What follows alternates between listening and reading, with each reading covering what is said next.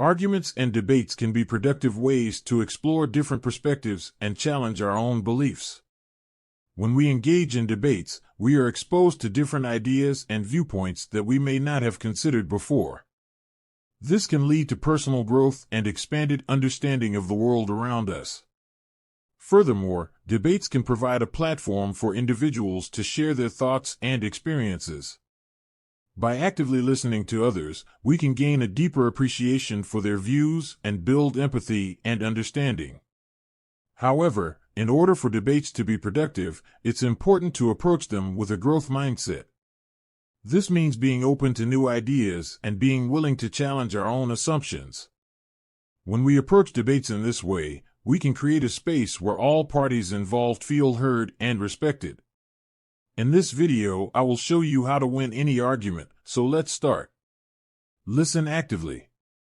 Active listening is a critical skill in any productive conversation, particularly in debates or arguments where there may be differing opinions or perspectives. When we listen actively, we can better understand the other person's point of view, which can help us to find common ground, identify misunderstandings, and address any areas of disagreement. One key aspect of active listening is to give the speaker our full attention. This means being fully present in the moment, focusing on the speaker, and avoiding distractions. This could include putting away electronic devices or finding a quiet space to talk. Another important aspect of active listening is to demonstrate that we are engaged with the conversation. We can do this by using nonverbal cues such as maintaining eye contact, nodding our head, and providing verbal affirmations such as "I see," "I understand," or "that makes sense." Furthermore, when we listen actively, we try to understand the speaker's perspective and ensure that we are interpreting their message correctly. One way to do this is to paraphrase what the speaker said, using our own words to summarize their point of view. This can help to clarify any misunderstandings and show the speaker that we are actively engaged in the conversation. In addition, it's important to resist the urge to interrupt or interject our own opinions while the speaker is talking. Interrupting can be seen as disrespectful and can disrupt the flow of the conversation. Instead, we should allow the speaker to finish their thought before responding. Active listening is a powerful tool for productive communication. By giving our full attention to the speaker, using nonverbal cues, and paraphrasing to ensure understanding, we can foster a respectful and constructive conversation where all parties feel heard and valued.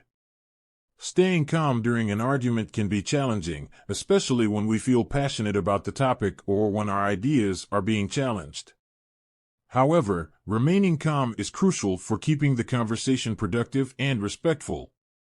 When we get angry or defensive, our emotions can cloud our judgment, making it harder to listen actively or to respond thoughtfully. This can lead to a conversation that is unproductive and emotionally charged, where both parties are focused on defending their position rather than exploring different perspectives. Taking deep breaths can be a simple and effective way to stay calm during an argument. Deep breathing helps to regulate our heart rate and reduce stress, which can help to keep us grounded and focused. It can be helpful to practice mindfulness techniques, such as meditation or visualization, to help us stay present and centered during an argument. These techniques can help us to detach from our emotions and approach the conversation with a clear and open mind. Staying calm can help to diffuse tension and prevent the conversation from escalating. When we remain calm, we can model respectful and constructive behavior, which can encourage the other person to do the same. Staying calm is essential for engaging in a productive and respectful conversation. By taking deep breaths, practicing mindfulness techniques, and modeling respectful behavior, we can keep the conversation focused on exploring different perspectives and finding common ground. Next step is to stay focused. Staying focused on the topic at hand is critical for having a productive argument or debate. When we allow the conversation to get sidetracked by irrelevant information or personal attacks, we risk losing sight of the original issue and can miss the opportunity to find a resolution. One key strategy for staying focused on the topic is to clearly define the issue at the outset of the conversation. By establishing a clear and specific topic, we can ensure that the conversation remains on track and avoid getting sidetracked by unrelated issues. In addition, when presenting our points, it's important to provide evidence or reasoning to support our claims. This can help to persuade the other person to see our point of view and can prevent the conversation from turning into a back and forth of unsubstantiated opinions. Moreover, it's important to avoid personal attacks or insults during the conversation.